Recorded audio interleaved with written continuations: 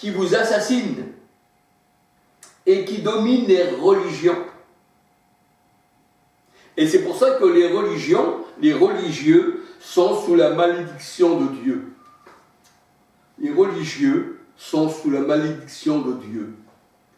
Parce qu'ils sont dans des sectes. Ils ont pour gourou, eh bien, ceux qui dirigent le monde, qu'on appelle les grands de ce monde, ceux qui se trouvent au-dessus de la pyramide, avec l'œil.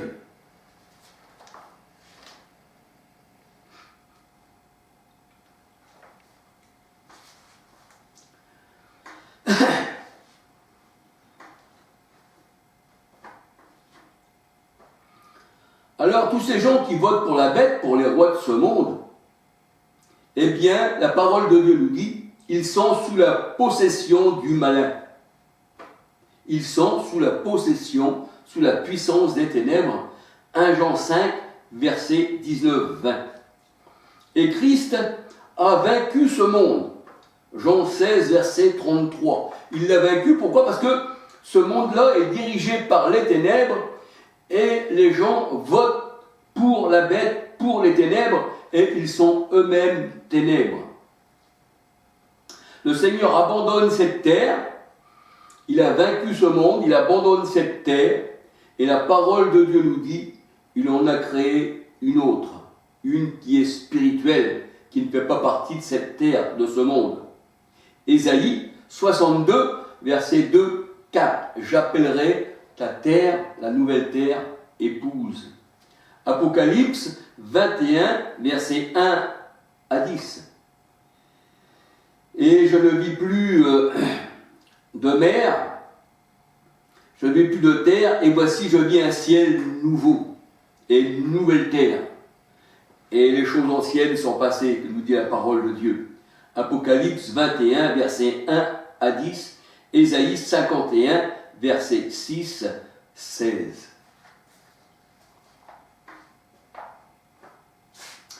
Le Seigneur donne des rois au monde.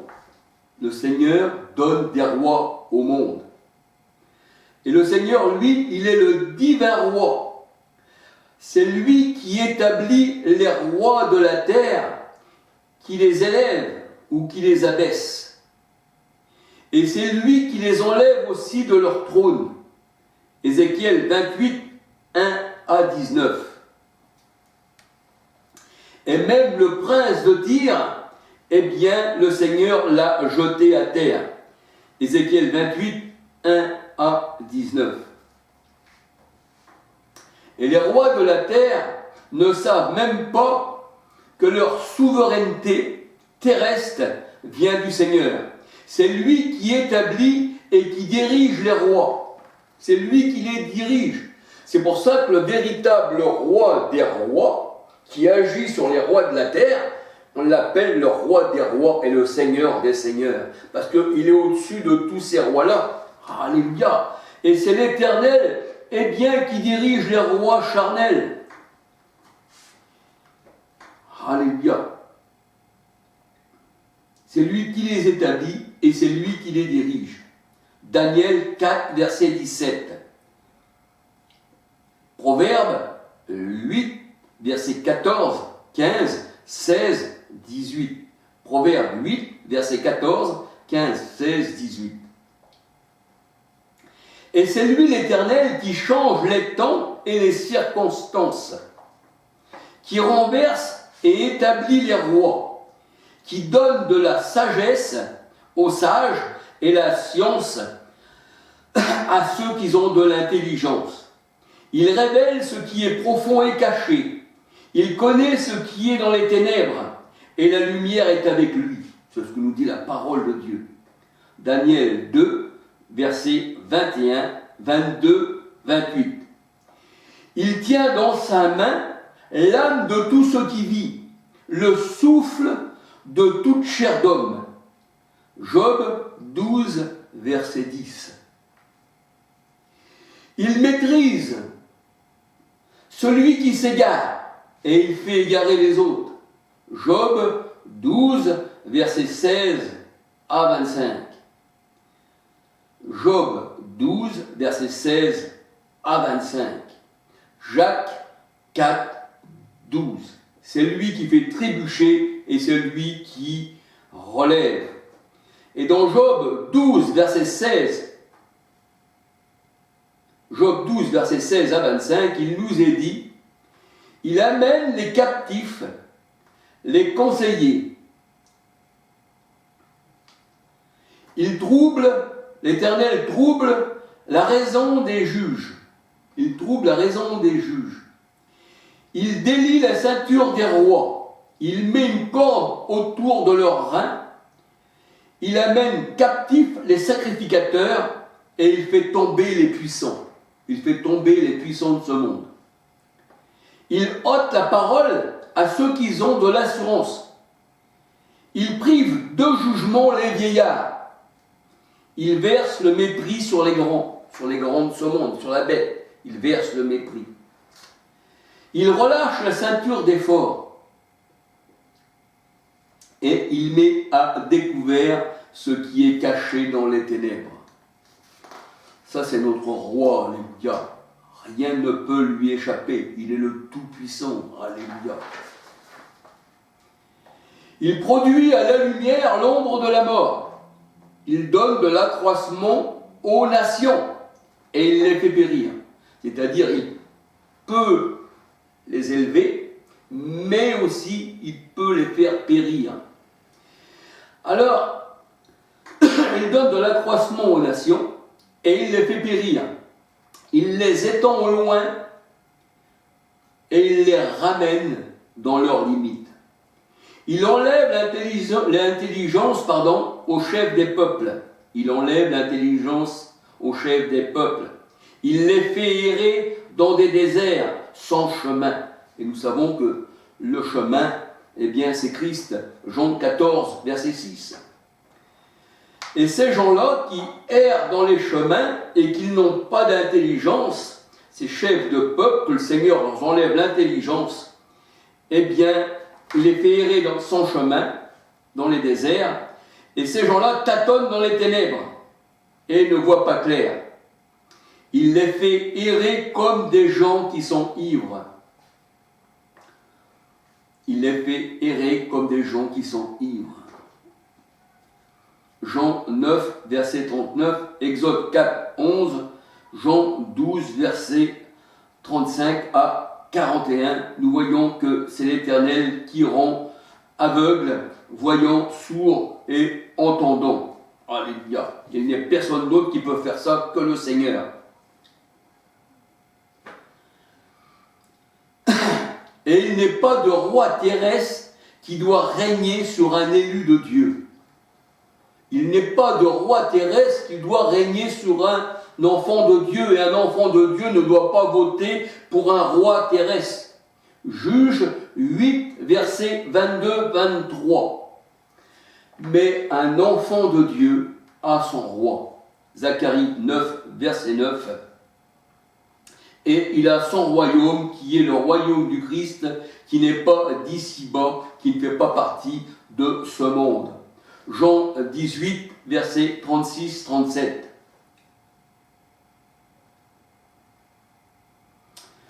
Et Pilate, le procurateur, qui était un genre comment, on va dire, un genre de dirigeant, il dirigeait la Palestine.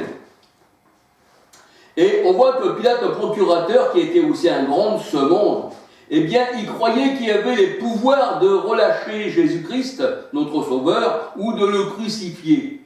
Mais le Seigneur lui dit, tu n'auras aucun pouvoir sur moi, tu n'aurais aucun pouvoir sur moi, s'il ne t'avait été donné d'en haut par mon Père. Nous voyons que tous ceux qui ont, eh bien, une certaine autorité dans ce monde, c'est parce que Dieu le veut. Alléluia. Mais derrière tout ça, Dieu a un plan. Ça ne veut pas dire que les chefs de ce monde, parce que Dieu les a mis, eh bien, au pouvoir, qu'eux-mêmes, eh bien, font la volonté du Seigneur. On peut dire que David, c'était un enfant de Dieu selon le cœur de Dieu. D'abord, on l'appelait le fils bien-aimé, et David, eh bien, c'était un enfant selon Dieu. Et le Seigneur avait établi David comme roi. Mais David, eh bien, malgré qu'il avait fait quelques péchés, puisqu'il avait pris la femme d'Uri, il avait fait tuer Uri, et il s'est repenti, alléluia. Et malgré tout, on sait que quand même David, qui est le symbole du Père de Jésus-Christ, malgré que le Seigneur n'a pas de généalogie, parce que ça nous explique bien des choses, et bien que on dit Jésus, fils de David. Et là, le Seigneur disait à Pilate, tu n'aurais de pouvoir sur moi que s'il ne t'avait été donné d'en haut par mon Père. Et Pilate lui disait, sais-tu que j'ai le pouvoir de te lâcher ou de te crucifier? Jean 19, versets 10-11. Mais même Pilate, il n'aurait aucun pouvoir de relâcher Jésus. Pourquoi? Parce que la parole de Dieu nous dit que le Christ, notre Sauveur, il devait être crucifié selon les évangiles, selon les Écritures. Alléluia. Donc, les Écritures devaient s'accomplir. Le Seigneur devait être percé sur la croix, il devait être crucifié, on devait jouer sa tunique au sort, afin que s'accomplissent les Écritures, de ce que nous dit la parole de Dieu. Matthieu 26, verset 52, Matthieu 26, verset 51, 52, 53. Jean 19, verset 34, 36, 37, 1 Corinthiens 1, 23, Jean 5, 39. Pourquoi? Parce que toutes les Écritures parlent du Christ, toutes les saintes Écritures sont basées sur le Christ. Jean 5, 39, et le Seigneur, il a accompli les psaumes, les prophètes et la loi. Luc 24, 44, Hébreux 10, verset 7. Voir aussi, Acte 13, versets 27, 28, 29. Et il est vrai que les hommes ne peuvent recevoir il est vrai que les hommes ne peuvent recevoir de ce qu'il leur a été donné du ciel. Jean 3, 27. Parce que tout vient de Dieu. Aussi bien la vie, aussi bien la mort, aussi bien la pauvreté que la richesse, que les maladies et les guérisons. 1 Samuel 2, 4, 5, 6, 7, 8. Quand on regarde, le Seigneur abaisse, le Seigneur élève. Le Seigneur blesse, le Seigneur guérit, il rend pauvre, il rend riche. Alléluia. Et la parole de Dieu nous dit, il y a beaucoup de projets dans le cœur des hommes, mais c'est les desseins de l'Éternel qui s'accomplissent. Proverbe 19, versets 21, 24. Tu auras beau tourner à gauche, tu auras beau tourner à droite, tu auras beau faire ce que tu veux, tu penseras que tout cela vient de toi, mais c'est l'Éternel qui agit.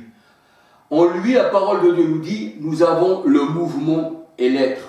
Alléluia.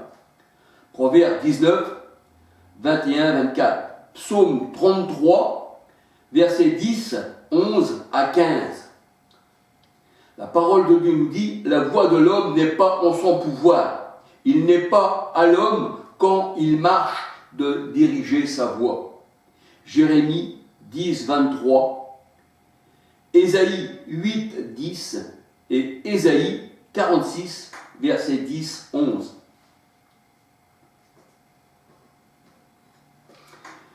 Et dans les plans de Dieu, pour accomplir ses desseins, eh bien, le Seigneur a endurci le cœur du roi d'Égypte, c'est-à-dire Pharaon. Il a endurci son cœur. L'Éternel a endurci le cœur de Pharaon. Ça veut dire que le Seigneur, il peut endurcir le cœur des rois. Et il peut aussi les rendre tendres, les rois. C'est-à-dire, les rois sont des instruments dans les mains de Dieu. Et pourquoi? Parce que le Seigneur, il est le potier. Avec la même argile, la parole de Dieu, elle dit, avec la même terre, il fait un vase d'honneur et un vase de déshonneur. Il fait un vase vil, un vase qui est pour un usage vil, comme des rois méchants. Ce sont des vases pour des usages qui sont vils. C'est pour la méchanceté. Et le Seigneur, il est maître de l'argile, il est le divin potier. Et le pot, le vase, ne peut pas dire à celui qui l'a fait, pourquoi m'as-tu fait ainsi? Romains 9, versets 17 à 23. Et ça que Paul disait, eh bien, qui peut résister à sa volonté? Et pourquoi peut-il encore blâmer? On regarde Romains 9 et qu'on lit Romains le chapitre 9 tout en entier. Et personne ne peut aller contre la volonté du Seigneur. Exode 7, verset 3. Il y a même un passage, je ne me rappelle plus, je me souviens plus où c'est le trou, c'est lui qui, eh bien, modèle le cœur à tous. C'est-à-dire, c'est lui qui prend les cœurs et qui donne un cœur à chacun selon sa volonté. Et là, on voit que Pharaon avait le cœur endurci. Exode 7, 3, Romains 9, versets 17 à 23. Et dans Apocalypse 17, verset 16-17, on voit que les rois appelés la bête, eh bien, servent sans le savoir au dessein de Dieu. Apocalypse 17, verset 16-17. La parole de Dieu nous dit que le Seigneur fait le méchant pour le jour du malheur. Genèse, je ne sais pas si c'est Genèse 16.4 ou Proverbe 16.4. Il faudrait que je regarde. Excusez-moi, que le Seigneur vous bénisse.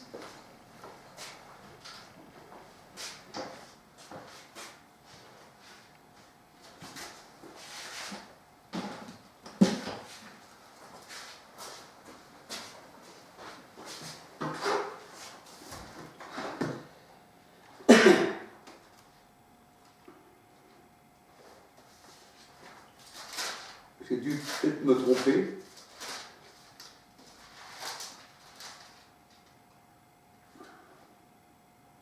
Ah voilà, c'est Proverbe 16.4. L'Éternel a tout fait pour un but. A tout fait. Le méchant pour le jour du malheur, les rois avec leur méchanceté, l'homme avec sa douceur. Le Seigneur a tout fait pour un but. Même le méchant pour le jour du malheur. Proverbe 16.4. Et on peut dire aussi que le Seigneur, c'est lui qui a créé aussi le serpent. Donc il a fait le méchant. Genèse 3, verset 1, 14. Le serpent des champs. Le serpent des champs, le Seigneur l'appelle. Et nous savons que les champs dans la parole de Dieu, le champ dans la parole de Dieu, c'est le monde. Matthieu 13, verset 38.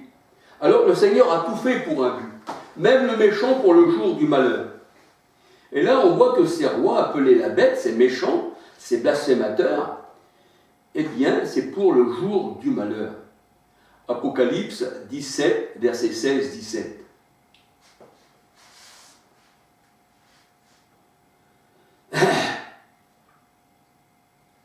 Et la parole de Dieu nous dit que ce serpent, ce méchant, eh bien, elle lèche la poussière. Nous voyons dans Apocalypse 2 que le Seigneur dit au serpent, tu lécheras la poussière, tu ramperas sur ton ventre. Et là, on voit que ceux qui lèchent la poussière, dans la parole de Dieu, eh bien, ce sont les nations rebelles au Seigneur. Ce sont les nations. C'est des serpents. Et pour ça que le Seigneur disait aux pharisiens, race de vipères. Michée 7, verset 15-16. Michée 7, verset 15-16. Et la parole de Dieu nous dit que l'Éternel, eh bien, enlace le méchant dans l'œuvre de ses mains. Qui le méchant est un jeu d'instruments pour l'Éternel. Psaume 9, verset 17-18. Et la parole de Dieu nous dit que c'est l'Éternel qui forme la lumière et qui crée les ténèbres. Ésaïe 45, verset 7. Ésaïe 45, verset 7. Il éclaire son peuple. Il éclaire son peuple, Proverbe 6, 23, Psaume 119, 105, 30. Il éclaire son peuple. Pourquoi? Parce que l'enseignement est une lumière. Proverbe 6, 23. Tandis que ceux qui ne sont pas au Seigneur, qui sont restés dans les ténèbres, n'ont pas d'enseignement, ils restent dans les ténèbres.